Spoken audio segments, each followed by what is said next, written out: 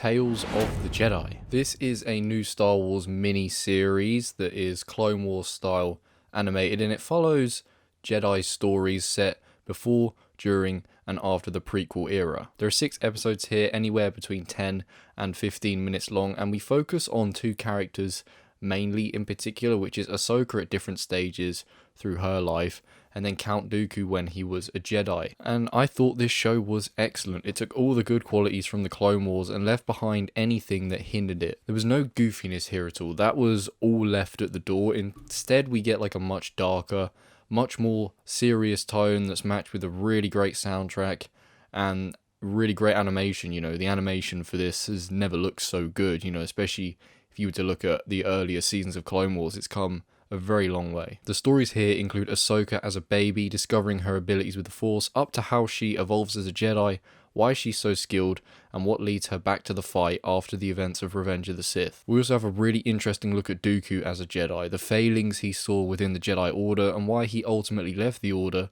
to serve Sidious. It was really fascinating seeing a Jedi version of Dooku. That's something I think a lot of prequel fans have always been curious about and always wanted to see in some form, and we got to see it here. And, you know, you really do see the similarities between him and Qui-Gon, which is, of course, it makes a lot of sense because Qui-Gon was Dooku's apprentice. And, you know, you get an episode here with them and you just get to see how Dooku works, how his mind works, what he's thinking about. And you can't help but almost root for him and understand his decision-making at times. There's a real tragic and dark tone to his story and the choices he makes, and it's so effective. And it really left me wanting so much more. Ahsoka's episodes also added even more to her already great character. You know, she was probably the best thing to come out of Clone Wars, you know, in terms of a new character. And what this show did for her is just added a little bit more, and it showed some of her very rigorous training and how that allowed her to survive Order 66, you know, the ordeal we see in the final season of the Clone Wars. It really just added more to that, which is great because, you know, that story arc in the Clone Wars was incredible. So to see a little bit more and delve into it and understand it some more, it's great to see that. It was very poetic at times, this show, very well structured and just very well orchestrated and put together. There was something quite haunting about this show at times as well. I have to mention the soundtrack again, which was superb, and it seems weird to mention cinematography for an animation, but some of the shots here were incredible. I was honestly so pleasantly surprised with the quality of this show. I think after the first episode, it's decent, but you're not really sure if it's going to be something that really, you know, does some interesting stuff. But it does. Like I said, this is everything great about Clone Wars just rolled into one, and then they chose exactly the right stories to be telling here.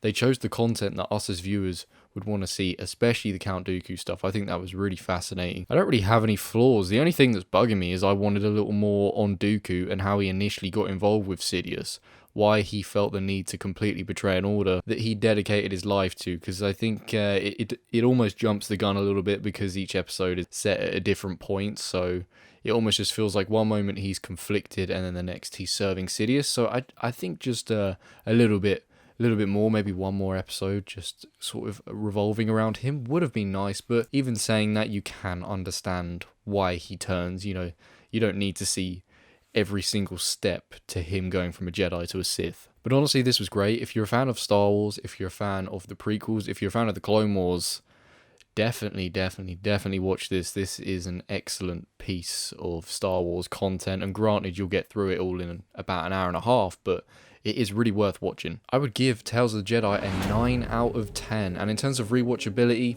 it's one of them. I don't rewatch Star Wars too much these days. However, if I was going to go through it again, you know, I'd rewatch this occasionally. So maybe every few years if I'm going through Star Wars content again, this is something I wouldn't skip. If you've seen Tales of the Jedi, let me know what you think about it. Thank you for watching, and I'll see you in the next one. Bye-bye.